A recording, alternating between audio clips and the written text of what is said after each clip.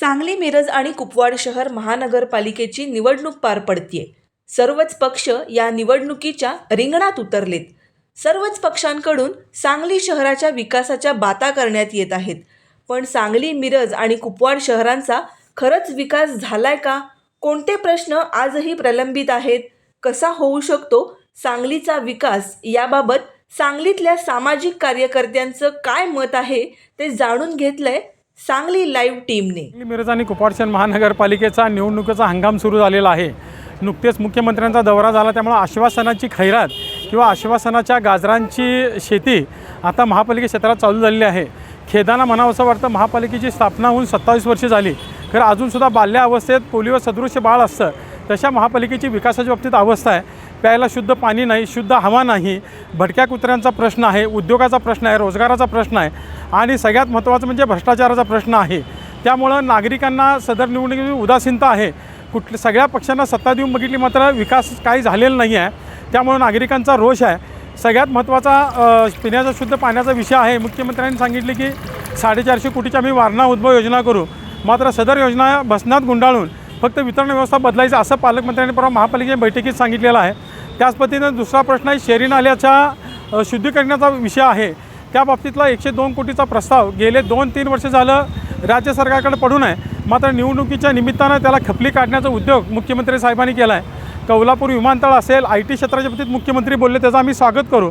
मात्र राज्य सरकारकडं आर्थिक टंचाई असताना किमान 2 ते 3 हजार कोटीच्या घोषणा मुख्यमंत्र्यांनी केल्यात, त्या कशा पूर्ण करणार आहेत याबाबत नागरिक आता बुचकाळ्यात पडलेले आहेत. त्यामुळे नागरिकांनी मतदान करताना शुद्धपणाने मतदान करावं व आपल्या विषयावर ही निवडणूक आणावी, नाहीतर जातीवाद आणि राज्य आणि केंद्र लेवलच्या बाता करून सामान्य नागरिकांचे प्रश्न सुटणार नाहीत. सध्या आपण जे वातावरण बघतोय ते वातावरण फारच गरीब आहे आणि या वातावरणामध्ये निष्पाप लोकांचे जीव जा राहिले आहेत. आणि सर्वप्रथम मी या प्रशासनाचा जाहीर निषेध करतो, कारण की कुत्रे एवढ्याने उत्साहात मांडला आहे की बोलायचं काम नाही. इकडे कुत्रे, तिकडं बिबटे, एवढी दहशत माजवली आहे की बोलायचं काम नाही. प्रशासन म्हणतं आहे नुसतं खर्च केले, लसीकरण केले, काय नाही, हे सगळं दुकान चाललेलं आहे. जो तो आपला चव्हा वाटा मारतो आहे, निघून जातो आहे. मग काय करायचं? हे पोरांच्यावर हल्ले होणारच हो. चायनीजचे गाडे रात्री किती लागतात बघा. त्याला प्रशासनाचं किंवा महापालिकेचं लायसन्स आहे का बघा त्यांच्याकडं. ही रात्रीची सगळे खरकटं टाकतात, त्यामुळं ते कुत्रे सगळे हिंसक बनलेले आहेत. प्रशासनाने अशा गाड्यांवर कारवाई करायला पाहिजे आणि ज्या निष्पाप लोकांचे बळी गेलेत, लहान मुलांचे, त्यांना मदत ही केलीच पाहिजे ना. जर करणार नसतील तर या महापालिकेच्या इलेक्शनवर बहिष्कार टाकावा असं माझं मत आहे. नमस्कार, मी कृष्णा महापूर समिती सर्जेराव पाटील. या ठिकाणी सांगलीचे 27 वर्ष महापालिका होऊनसुद्धा आजही पुन्हा तेच प्रश्न या ठिकाणी परत उभा आहेत. परंतु याची सोडवणूक करताना कुठलाही नगरसेवक या ठिकाणी दिसलेला नाही. पूर आल्यानंतर मात्र त्या पुराकडं जाणून बुजून दुर्लक्ष केलेलं आहे. पुराची उपाययोजना असतानासुद्धा या ठिकाणी करताना काही दिसत नाहीत. परवाच मुख्यमंत्र्यांनी या ठिकाणी 4000 कोटी मिळाल्याचं या ठिकाणी भाषण केलं. त्यातून 591 कोटीचा तरतूद या ठिकाणी सांगलीसाठी झालेलं आहे सांगितलं. शंभरनगर भागातील पाणी थांबवत होतं स्टॉर्म वॉटर, यासाठी टेंडर निघालं 3 महिन्यापूर्वी. त्या टेंडरचं प्रोसेसचं काय झालं?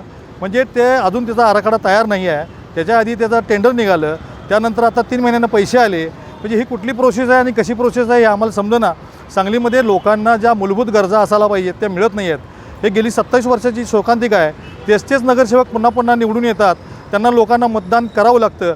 काही ठिकाणी पैशाचा वापर केला जातो, बळाचा वापर केला जातो. निवडून येण्यासाठी सामदाम दंडभेद वापरले जातात. परंतु सांगलीचे प्रश्न हे न मिटणारे असून मला वाटते या ठिकाणी सांगलीतील जनतांना आता हुशार आहे. तुम्ही या ठिकाणी नवीन उमेदवारांना या ठिकाणी निवडून दिलं पाहिजे. जुन्या लोकांना निवडून न देता नवीन चेहरे या ठिकाणी सांगलीमध्ये आपण प्रशासनात आणूया, कारण नवीन सूर्य उगवला तरच आपल्याला सांगलीचा विकास या ठिकाणी होईल. बरेच प्रश्न यामध्ये सांगण्यासारखे आहेत. कुत्र्याचा प्रश्न आहे, मोकाट जनावरं आहेत, या ठिकाणी रस्त्याची व्यवस्था नाही आहे, बरेच प्रश्न या ठिकाणी प्रलंबित असताना कुठल्याही विषयावर बोलणं या ठिकाणी चुकीचं होईल. म्हणून मला वाटते नवीन उमेदवार या ठिकाणी जर निवडून दिले तर हे प्रश्न कुठंतरी सोडवण्याच्या दृष्टिकोनातून मार्ग निघेल असं या ठिकाणी. गटारी, भ्रष्टाचार, टक्केवारी व क्रीडांगणांची सुविधा असे अनेक प्रश्न सांगलीमध्ये आहेतच. पण त्यापेक्षा सगळ्यात सांगलीकरांना आत्ता या स्थितीला डोक्यावर टांगती तलवार असणारा भेडसावणारा सगळ्यात ज्वलंत प्रश्न म्हणजे घरपट्टी. घरपट्टीच्या विषयी सांगलीकरांच्या जनतेमधनं कुठंही जास्त आवाज उठवला जात नाही आणि मीडियामधूनसुद्धा कुठंही जास्त आवाज उठवला जात नाही. जी घरपट्टी स्थगित केलेली आहे ती पूर्णपणे उठवलेली नाही आहे. आता अव्वाच्या सव्वा अशा घरपट्ट्या सगळ्या लोकांना आल्यात.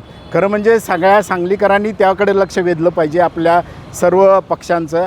आणि सर्व पक्षांनीसुद्धा आपल्या जाहीरनाम्यामध्ये एक डिक्लेअर केलं पाहिजे की तुम्हाला आम्ही किती पट्टीनं घरपट्टी लावू, किती पद्धतीनं वाढ केली जाईल, अशा पद्धतीचं त्यांच्या जाहीरनाम्यामध्ये सांगलीकरांना त्यांनी आश्वासित केलं पाहिजे. ही आमची प्रमुख मागणी आहे. या हद्दीमध्ये इतके प्रश्न आहेत की कोणता प्रश्न सोडवायचा हे या सत्ताधाऱ्यांना किंवा या कार्यकर्त्यांना किंवा या आमच्या जे नगरसेवक यांना कळत नाही आहे. जिथं तिथं जो मोठा प्रोजेक्ट आणायचा आणि त्या प्रोजेक्टमध्ये टक्केवारी कशी मिळवायची. एवढा कोटा निधी आणला, अब्जावधी निधी आणला, लाखो निधी आणला या शहरामध्ये पसरला तर या शहरात विकास दिसायला पाहिजे.